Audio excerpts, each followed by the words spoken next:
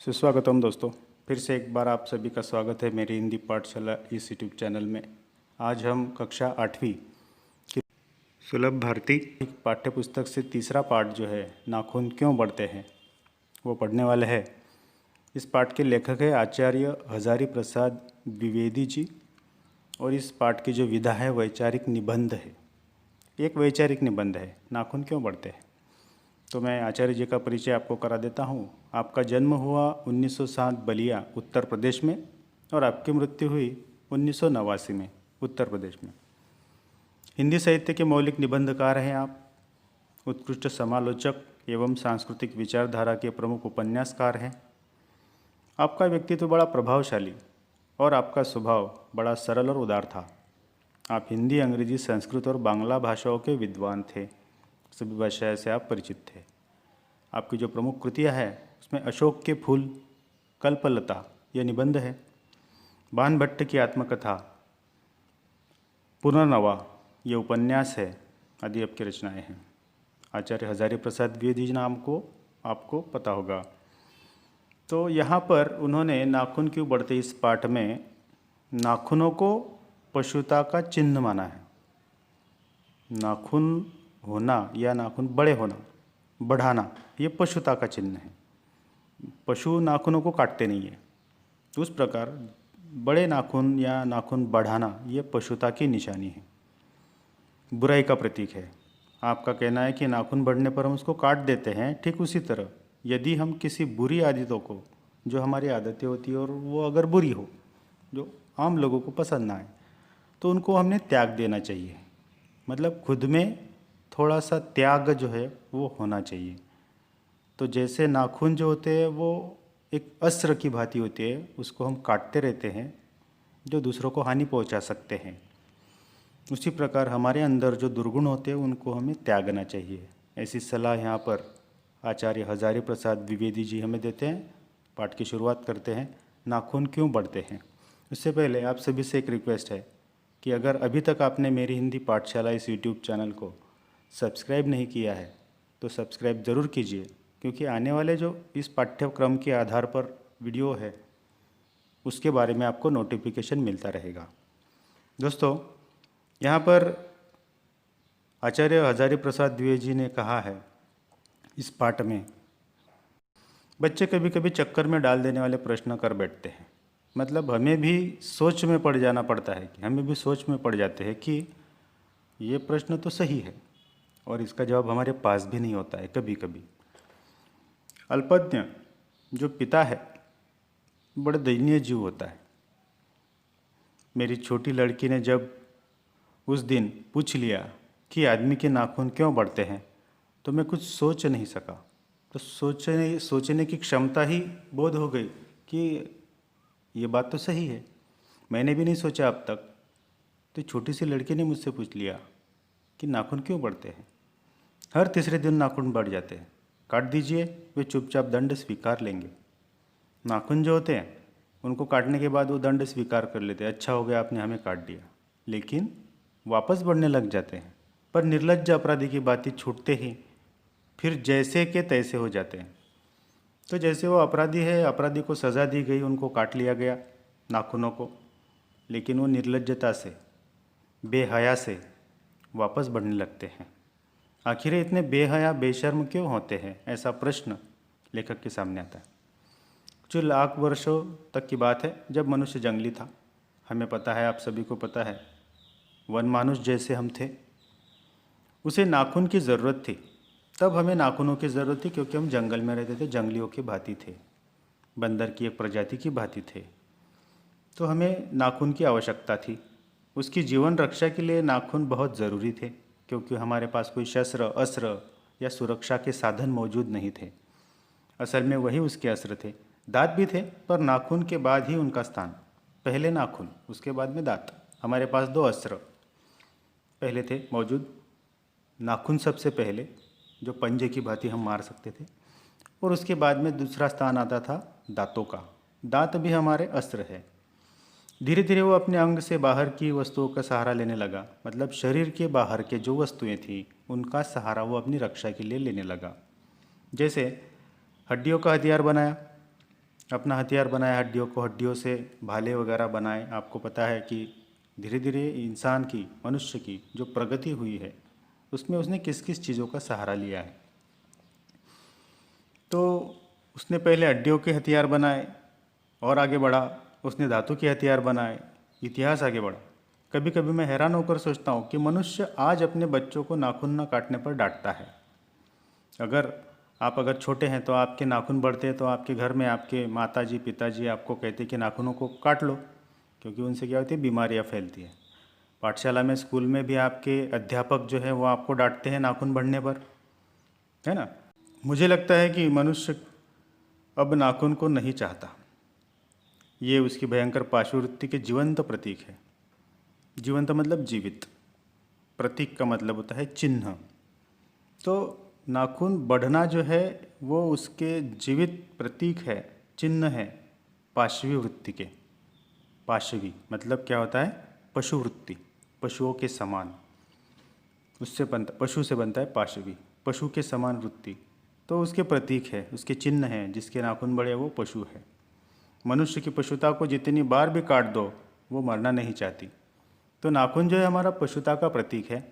और इंसान के अंदर जो पशुता है उसको कितनी ही बार काटो वापस वो जीवित हो जाती है, तो मरना नहीं चाहती।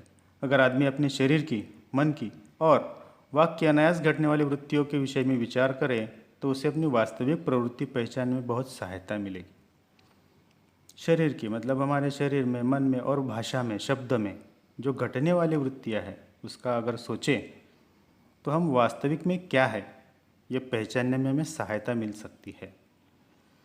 मनुष्य की नख बढ़ा लेने की जो सहजात वृत्ति है, मतलब नख मतलब नाखून बढ़ाने की जो हमारी स्वाभाविक वृत्ति है, तो उस वृत्ति के बारे में, मतलब सहजात का मतलब होता है जो हमारे साथ जन्म से है। तो जो सहजात हमारी वृत्ति है वो उसके पशुत्व का प्रमाण है, जो हमारे जन्म के साथ हमें मिली। उन्हें काटने की जो प्रवृत्ति है उसकी मनुष्यता की निशानी है। और ये जो बढ़ने वाली पशु वृत्ति है नाखूनों के समान, उनको काटने की जो प्रवृत्ति है वो हमारे मनुष्य होने का प्रतीक है, मनुष्य होने की निशानी कि हम मनुष्य है, पशु नहीं है। नाखून बढ़ाना जो है वो पशुत्व का प्रमाण है और नाखून काटना जो है वो मनुष्यता का प्रतीक है। मेरा मन पूछता है, मनुष्य किस ओर बढ़ रहा है, पशुता की ओर या मनुष्यता की ओर, अस्त्र बढ़ाने की ओर या अस्त्र काटने की ओर? मेरी निर्बोध बालिका ने मानो मनुष्य जाति से ही प्रश्न किया है कि आप मनुष्य बनना चाहते हैं या पशु बनना चाहते हैं। मेरी निर्बोध बालिका ने प्रश्न पूछा कि मनुष्य जाति से ही प्रश्न कर लिया, जानते हो नाखून क्यों बढ़ते हैं? क्या आप जानते हैं? क्या आपको पता है नाखून क्यों बढ़ते हैं? ये हमारी पशुता का अवशेष है कि हमारे अंदर अभी भी पशुता जीवित है, शेष है। मैं भी पूछता हूँ, जानते हो ये अस्त्र शस्त्र क्यों बढ़ रहे हैं? ये हमारी पशुता की निशानी है। हम जो अस्त्र शस्त्र बढ़ा रहे हैं, इन अस्त्रों का बढ़ना और शस्त्रों का बढ़ना ये हमारी पशुता की निशानी है। स्वराज होने के बाद स्वभावतः ही हमारे नेता और विचारशील नागरिक सोचने लगे हैं कि इस देश को सच्चे अर्थ में सुखी कैसे बनाया जाए। अगर इस देश को सुखी बनाना है तो कैसे सुखी बनाया जा सकता है? मतलब जो निर्बोध भोली सी बालिका है उसने प्रश्न कर लिया और उसके ऊपर लेखक फिर सोचने लगे कि अब जो शेष है, बचा हुआ है, उसको हमें अब क्या करना है। तो स्वभावता मतलब हमारे स्वभाव से ही जो विचारशील नागरिक और हमारे नेता है वो ये सोचते हैं कि देश को सुखी कैसे बनाया जा सकता है सच्चे अर्थ में। हमारी परंपरा महिमामयी और संस्कार उज्जवल है। मतलब हमारी जो गौरवपूर्ण महिमामयी परंपरा है और जो हमारे स्वभाव है, संस्कार है, वो उज्जवल है, क्योंकि आप पर अपने आप द्वारा लगाया हुआ बंधन हमारी संस्कृति की बहुत बड़ी विशेषता है। हमने हमारे ऊपर, अपने आप के ऊपर जो बंधन लगा दिए हैं, जो मर्यादा हमने बांध ली है, उसके कारण ही हमारी जो संस्कृति है वो विकसित हो रही है। ये हमारी बहुत बड़ी उपलब्धि है, विशेषता है। मनुष्य पशु में से किस बात से भिन्न है? मनुष्य और पशु में भिन्नता क्या है, अलग क्या है मनुष्य में और पशु में? ऐसा कहा जाता है कि मानव जो है वो पशु ही है एक प्रकार से। मतलब हम जैसे कि बंदर से धीरे धीरे करके लाखों साल पहले हमारे जो पुरखे थे वो बंदर थे, और उनमें थोड़ा थोड़ा धीरे धीरे करते करते बदलाव होता गया और हम इंसान हो गए। तो हम में और पशु में क्या भिन्नता है? उनमें संयम, दूसरे के सुख दुख के प्रति संवेदना है, श्रद्धा है, तप है, त्याग है। ये मनुष्य में। अब मनुष्य में और पशु में क्या भिन्नता है उसके बारे में हम चर्चा कर रहे हैं। मनुष्य में संयम है, किसी भी बारे में नियंत्रित रखना। संयम मतलब नियंत्रण, अपने आप पर। संवेदना रखना मतलब दूसरों के प्रति सद्भावना, सहानुभूति रखना। श्रद्धा, विश्वास रखना। तप, त्याग, ये हमारी विशेषता है। इसलिए मनुष्य झगड़े टंटे को अपने आदर्श नहीं मानता। गुस्से में आकर चढ़ दौड़ने वाले अविवेकी को बुरा समझता है। तो अगर गुस्सा भी होते तो विवेक के साथ आप उस गुस्से को या उस झगड़े को मिटा सकते हैं। जो अविवेक करता है वो क्या करता है? चढ़ दौड़ता है, मतलब वो झगड़ा करता है, मारपीट करता है। वचन, मन एवं शरीर से किए गए असत्याचरण को भी गलत मानता है। जो इंसान होता है वो वचन, मन और शरीर से जो असत्याचरण, असत्याचरण मतलब असत्य आचरण, आचरण का मतलब होता है व्यवहार और असत्य का मतलब होता है झूठ। असत्याचरण का मतलब होता है झूठा व्यवहार। तो मन, वचन और शरीर से जो झूठा व्यवहार होता है उसको भी हम बुरा मानते हैं, गलत मानते हैं। ऐसा कोई दिन आ सकता है जब मनुष्य को नाखूनों को बढ़ाना बंद हो जाएगा। जो बढ़ना है नाखूनों का वो बंद हो सकता है। ऐसा कोई दिन आ सकता है कि नाखून नहीं बढ़ेंगे। जैसे हमारी पूंछ थी अब गायब हो गई क्योंकि हमने उसका उपयोग बंद कर दिया। जिस दिन हम नाखूनों का या हमारे असरों का उपयोग बंद कर देंगे, हमारे नाखून भी बढ़ना बंद हो जाएंगे। प्राणी शास्त्रियों का कहना है, ऐसा अनुमान है कि मनुष्य का अनावश्यक अंग उसी प्रकार झड़ जाएगा जिस प्रकार उसकी पूंछ झड़ गई।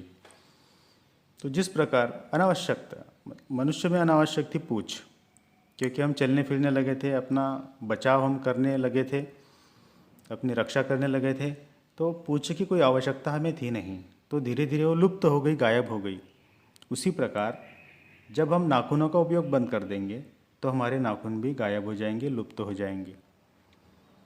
शायद उस दिन वो मरणास्त्रों का प्रयोग भी बंद कर देगा।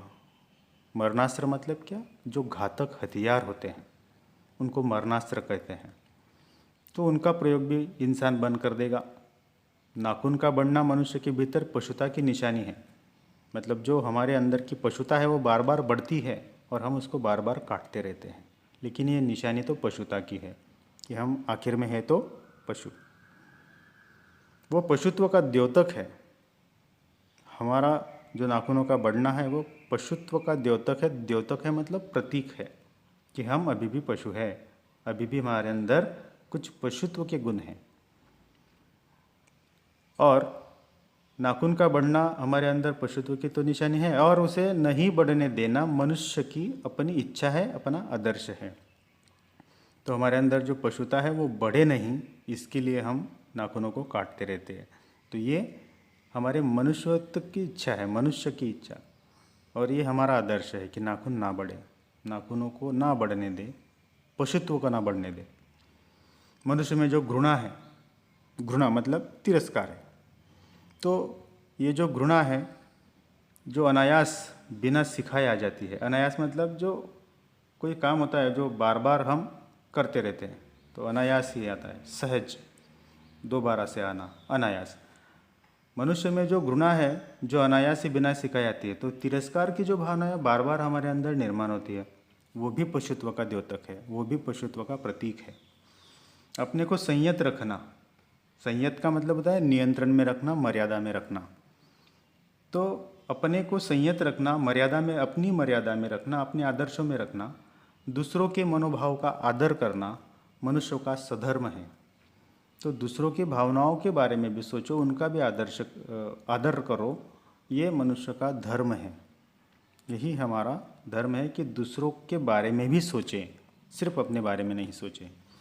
तो ये स्वधर्म है हमारा कि हमने मनुष्य के बारे में भी सोचना चाहिए, दूसरों के बारे में सोचना चाहिए। बच्चे ये तो जाने तो अच्छा हो कि अभ्यास और तप से प्राप्त वस्तुएं मनुष्य की महिमा को सूचित करती है। जो मनुष्यत्व की महिमा है, गौरव है, उसको ये सूचित करते हैं। तप और अभ्यास। मनुष्य की चरितार्थता प्रेम में है, मैत्री में है, त्याग में है। चरितार्थता का मतलब होता है सार्थकता। जो मनुष्य है उसकी सार्थकता, आप मनुष्य है तो आपकी सार्थकता किस में? तो प्रेम में है, मैत्री में है, त्याग में है। अपने को सबके मंगल के लिए निश्शेष भाव से दान देने में है। तो अगर आपको देने में है, दूसरों को देना, और वो भी निश्शेष भाव से, बिना हेतु, बिना किसी मन में रख कर कुछ भावना, द्वेष या अन्य जो भाव है उसको मन में ना रख कर दूसरों को देना, तो ये मनुष्यता है। नाखूनों का बढ़ना मनुष्य की उस अंध सहजात वृत्ति का परिणाम है। जो नाखून बढ़ते हैं वो हमारी वो जो अंध सहजात वृत्ति है उसका परिणाम है। सहजात मतलब जो हमारे साथी, हमारे जन्म के साथ हमारे अंदर आता है, वो अंध सहजात वृत्ति, जो सही गलत का कभी कभी बोध नहीं होता है, उसको अंध वृत्ति कहते हैं। तो इस सहजात वृत्ति का परिणाम है जो उसके जीवन में सफलता ले आना चाहती है, और उसी के द्वारा वो मतलब नाखूनों का बढ़ना जो है वो वृत्ति क्या है कि अपने आप को सफल करना चाहते हैं। उसको काट देना उस स्वनिर्धारित आत्मबंधन का फल है।